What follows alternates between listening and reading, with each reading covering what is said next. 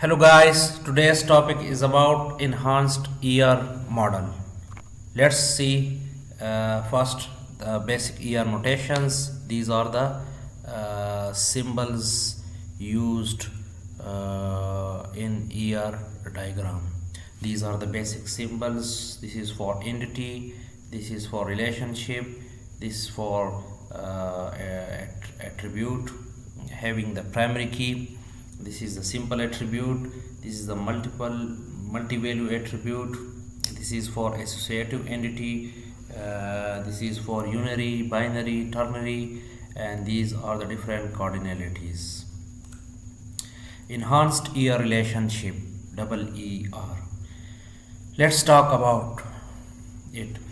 A model that has resulted from extended the original ER model with the new modeling constructs.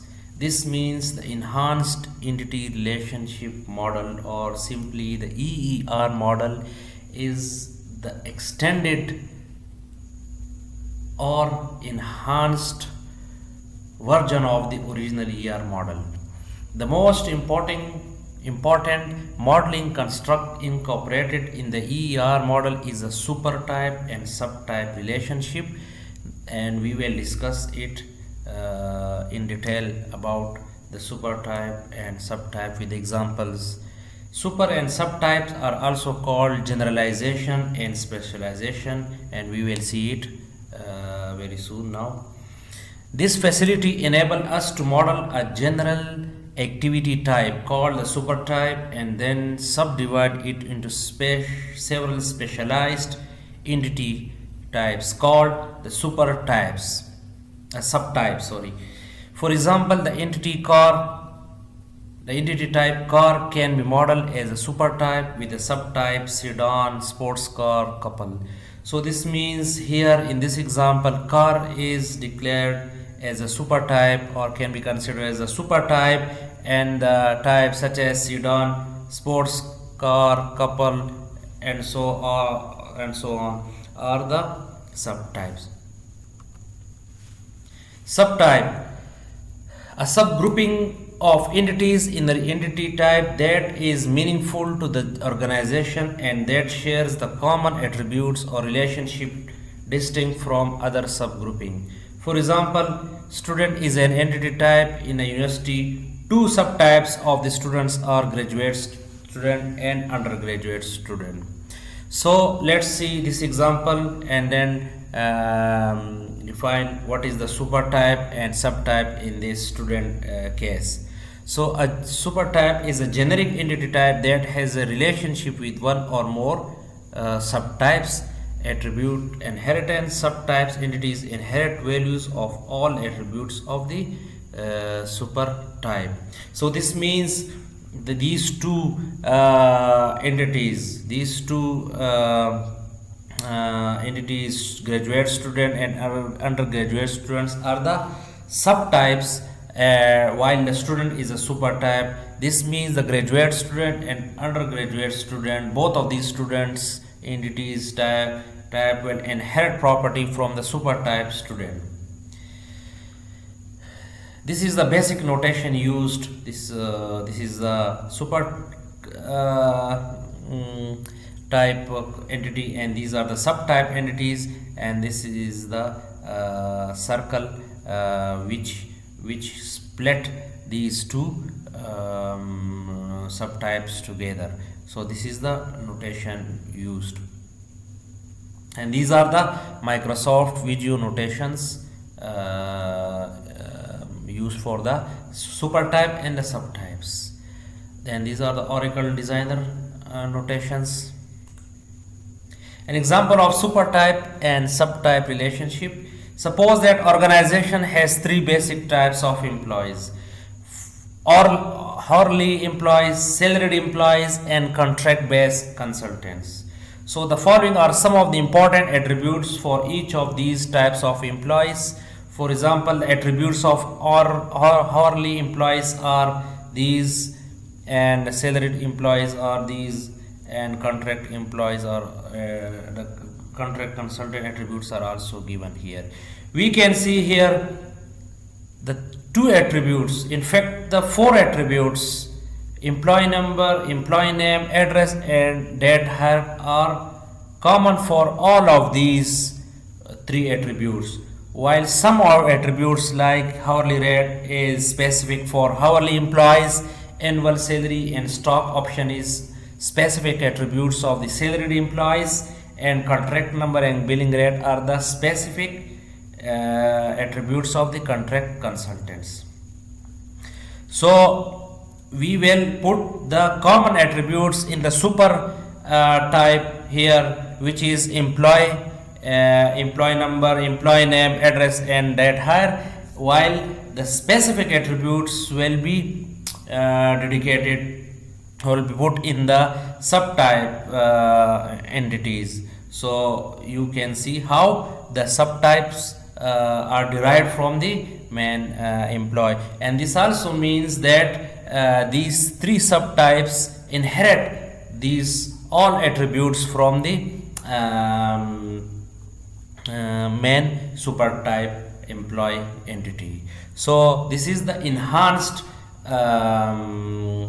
or we can say the improved entity diagram. So we can reshape these entities in super type and subtype relationships.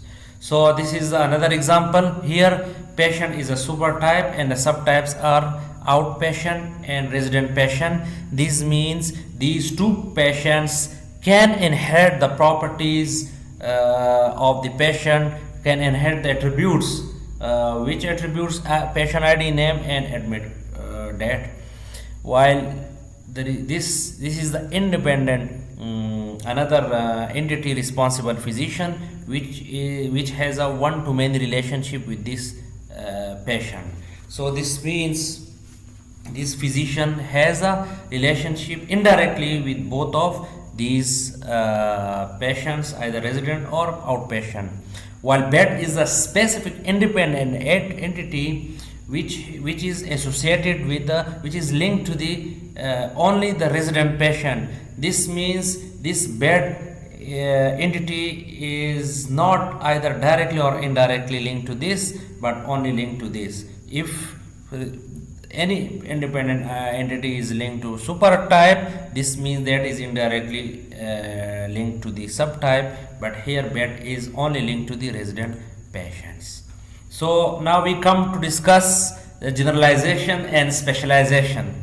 Generalization is the process of defining a more generic type from the set of more specialized entity. Suppose we can see these are specialized entities: car, truck, motorcycle. So instead of writing all these individual, we can make it we can make a specialized entity with the name vehicle, and by using the bottom up approach. So we will start from these bottom entities and we'll go to the top and we'll create the super type, in this case the vehicle. So there are some attributes which are common in all these specialized entities: price, engine displacement, vehicle name, make, model. So these all will be put in the super type entity, and number of passengers, the attributes such as number of passengers and capacity will be inside the subtypes accordingly. So representing specialization and generalization, it is a continued slide. So this process of defining one or more subtypes of the supertype and forming supertype subtype relationship using the top down approach now. So in previously slide we discussed the bottom up approach, which is also called generalization, and the top down approach is known as specialization. Here we split the entity. So if we see this entity, the routing number, so one applies to manufacture parts. This means from part there can be derived, we can derive another subtype with the name manufacturer part, and this routing number will be the specific attribute for that manufacturer subtype, while the supplier attribute, supplier ID, unit prices are attributes that will be for the purchase parts. So we can see from part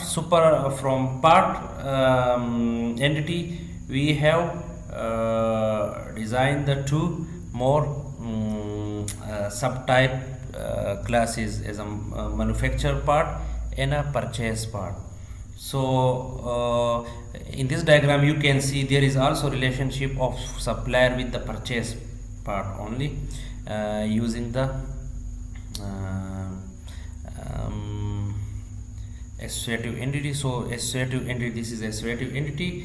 Here we have mandatory cardinality and many cardinality here. So note, multi-value attribute was replaced by an associative in relationship to another. This means the original relationship between these two was many to many.